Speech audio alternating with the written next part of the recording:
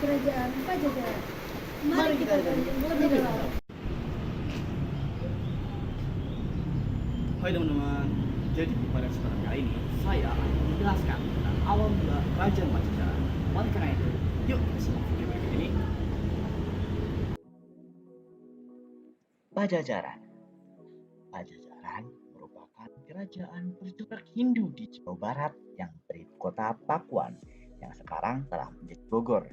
Pada masa jayanya, kerajaan yang berdiri pada tahun 923 Masehi ini adalah kerajaan yang kuat. Seperti kerajaan-kerajaan legendaris lainnya di Indonesia, kerajaan Pajajaran ini juga punya sejarah panjang, mulai dari terbentuknya kerajaan ini sampai keruntuhan dan peninggalan yang masih tersisa. Semua itu akan kami bahas di video kali ini. Nah, bisa dibilang bahwa kerajaan Pajajaran merupakan kelanjutan kerajaan-kerajaan yang berdiri sebelumnya, seperti Kerajaan Tarumanagara, Kerajaan Galuh, dan Kerajaan Sunda. Nah, di sini menurut prasasti Sang Hyang Tapak, sosok yang mendirikan kerajaan Pajajaran tidak lain adalah Sri Jaya Bupati. Sri Jaya Bupati mendirikan kerajaan ini untuk kerajaan Pajajaran pada 923 Masehi di Pakuan, Pajajaran. Saat itu kerajaan ini belum dinamai Kerajaan Pajajaran. Setelah dipimpin oleh Sri Jaya Bupati, tahta lantas jatuh ke tangan Rahyang Niskala Wastukencana dan pusat kerajaan pun dipindahkan ke Kawali. Dan pada tahun 1428, Sri Baduga Maharaja atau bisa disebut dengan Prabu Siliwangi dinobatkan untuk menerima tahta kerajaan Sunda dan kerajaan Galuh sebanyak 2 kali. Penobatan tersebut juga menjadi periode akhir kerajaan Sunda dan kerajaan Galuh, serta menjadi awal periode kerajaan Pajajaran yang beribu kota Pakuan, Pajajaran.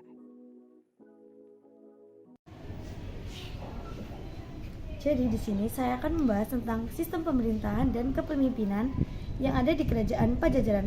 Yuk simak video berikut. Raja-raja pada Kerajaan Pajajaran. Kerajaan Pajajaran tidak terlepas dari kerajaan pendahulunya, seperti Kerajaan Tarumanagara, Kerajaan Galuh, dan masih banyak lagi. Hal ini disebabkan oleh pemerintah Pajajaran yang merupakan kelanjutan dari kerajaan sebelumnya.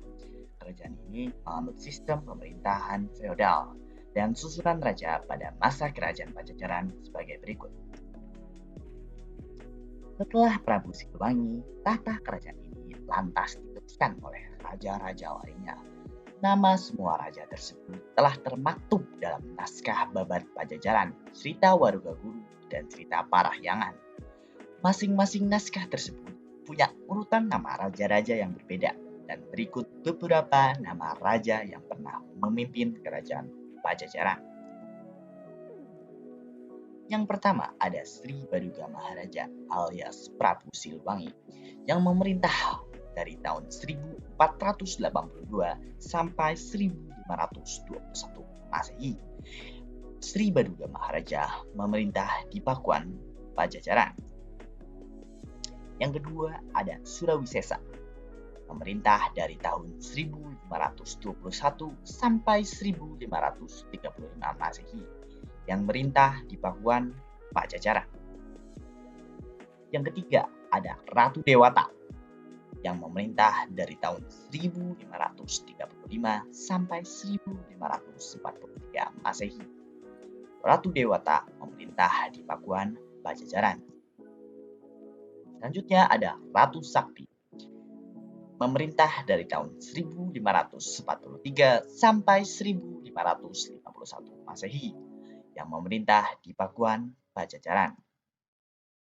Selanjutnya lagi ada Ratu Nilakendra yang memerintah dari tahun 1551 sampai 1567 Masehi.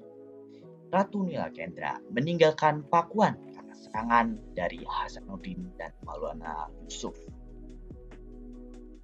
Yang terakhir ada Raga Mulya, memerintah dari tahun 1567 sampai 1579 Masehi yang memerintah di Pandeglang.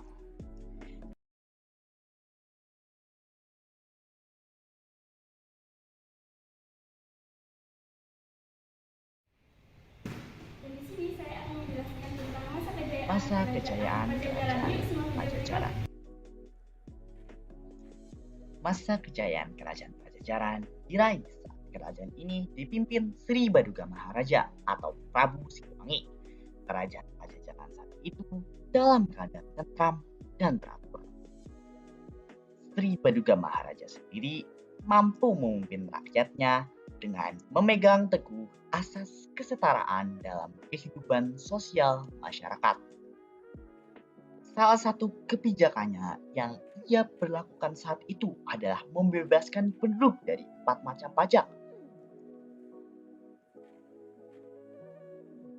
Dan ia pun juga berkomitmen dalam pembinaan agama, membuat jalan, membuat parit pertahanan, dan memperkuat angkatan perang. Khusus untuk yang terakhir, Sri Badugam berhasil membuat kerajaan Pajajaran memiliki angkatan perang yang tangguh. Tercatat, kerajaan ini memiliki 100.000 prajurit dan 40 ekor pasukan gajah saat dipimpin Sri Baduga Raja. Itulah masa kejayaan dari kerajaan Pajajaran.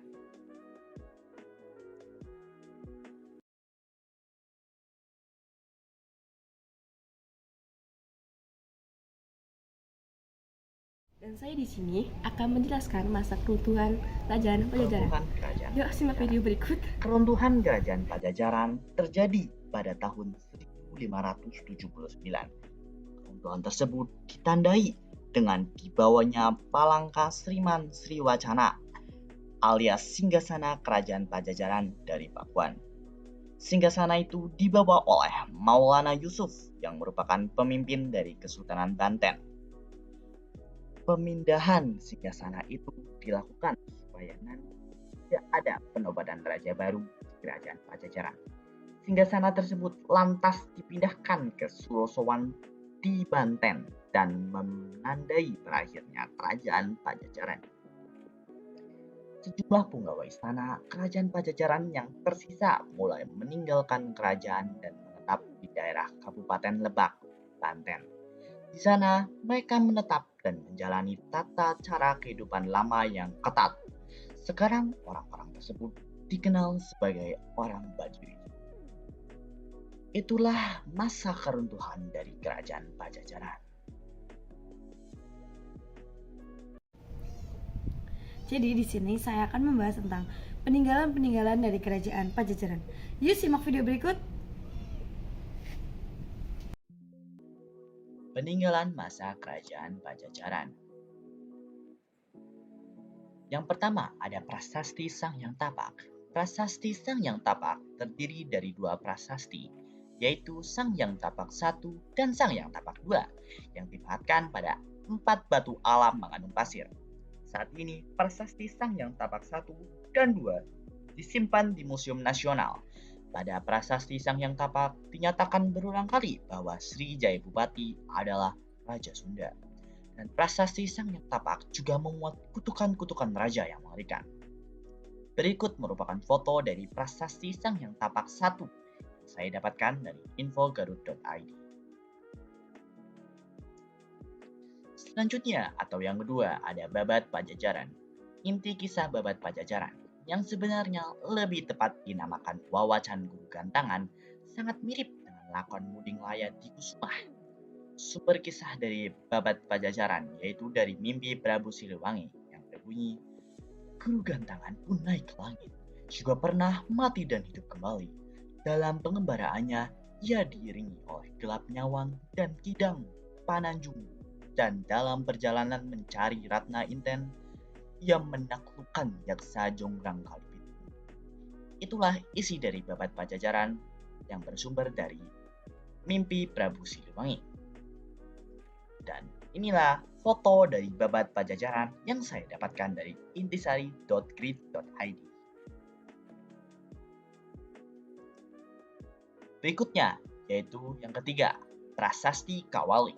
Prasasti Astana Gede atau Prasasti Kawali merujuk pada beberapa prasasti yang ditemukan di kawasan Kabuyutan Kawali, Kabupaten Ciamis, terutama pada prasasti utama yang bertulisan paling banyak, yaitu Prasasti Kawali 1. Adapun secara keseluruhan terdapat 6 prasasti. Kesemua prasasti ini menggunakan bahasa Sunda kuno dan aksara Sunda kuno. Prasasti ini berisi suatu harapan untuk orang-orang yang mendiami daerah Kawali karena kesejahteraan mereka merupakan suatu persyaratan untuk menang dalam peperangan.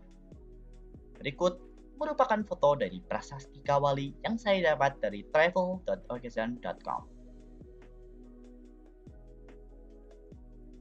Selanjutnya, ada Cerita Waruga Guru. Cerita Waruga Guru adalah naskah Sunda klasik yang ditulis pada kertas daluang dengan aksara Sunda kuno. Naskah ini diperkirakan ditulis pada sekitar akhir abad ke-17 atau sekitar awal abad ke-18. Berdasarkan media tulisnya, naskah ini dianggap sebagai naskah Sunda kuno yang paling muda dan termasuk ke dalam naskah periode transisi yang bernuansa Islam.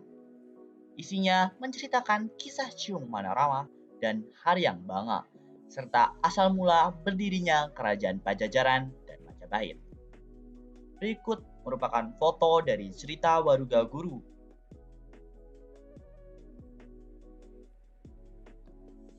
Selanjutnya, atau yang kelima, ada Tugu Perjanjian Portugis.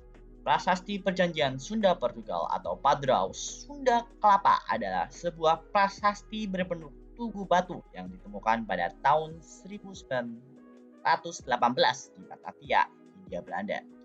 Prasasti ini menandai perjanjian Kerajaan Sunda Kerajaan Portugal yang dibuat oleh utusan dagang Portugis dari Malaka yang dipimpin Henrique Leme dan membawa barang-barang untuk Raja Sanghyang. Maksudnya Sangyang yaitu Sang Hyang Surawisesa, pangeran yang menjadi pemimpin utusan Raja Sunda. Berikut merupakan foto dari Tugu Perjanjian Portugis yang saya dapat dari kompas.com.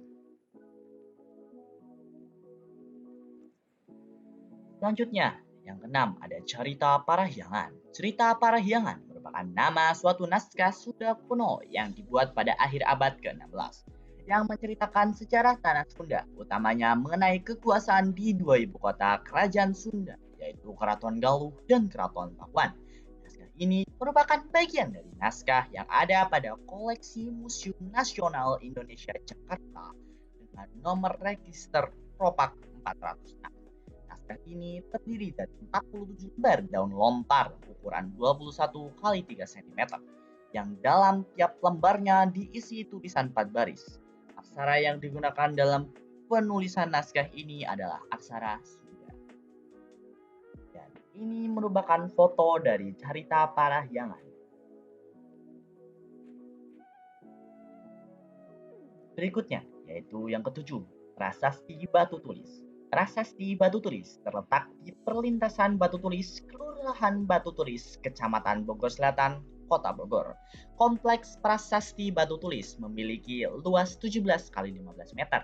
Prasasti Batu Tulis dianggap terletak di situs ibu kota Pajajaran dan masih situ, yakni masih terletak di lokasi aslinya dan menjadi nama desa lokasi situs ini.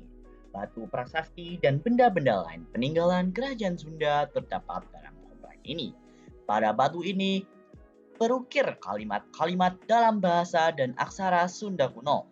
Prasasti ini berangka tahun 1455 Saka atau 1533 Masehi. Tujuan penulisan prasasti batu tulis adalah untuk memperingati kematian Sri Baduga Maharaja Ratu Haji di Pakuan Pajajaran, Sri Sang Ratu Dewata atau dikenal juga sebagai Prabu Siliwangi. Dan inilah foto dari prasasti batu tulis yang saya dapat dari Wikipedia. Selanjutnya atau yang terakhir ada Taman Perburuan yang sekarang telah menjadi Kebun Raya Bogor. Kebun Raya Bogor pada mulanya merupakan bagian dari Samida atau hutan buatan atau taman buatan yang setidaknya telah ada pada pemerintahan Sri Baduga Maharaja, yaitu Prabu Siliwangi, dari Kerajaan Sunda. Sebagaimana tertulis dalam prasasti batu tulis, hutan buatan itu ditujukan untuk keperluan menjaga kelestarian lingkungan sebagai tempat memelihara benih-benih kayu yang langka. Dan inilah foto dari Taman Perburuan atau Kebun Raya Bogor yang saya dapatkan dari goodnewsfromindonesia.id. Itulah semua peninggalan-peninggalan dari Kerajaan Pajajaran. Jadi, itulah video dokumenter Kerajaan Pajajaran dari sejarah awal mula Kerajaan Pajajaran sampai peninggalan Kerajaan Pajajaran. Jika ada kesalahan yang disengaja maupun tidak disengaja, kami mohon maaf. Sekian dari kami, kurang lebihnya mohon maaf. Wassalamualaikum warahmatullahi wabarakatuh.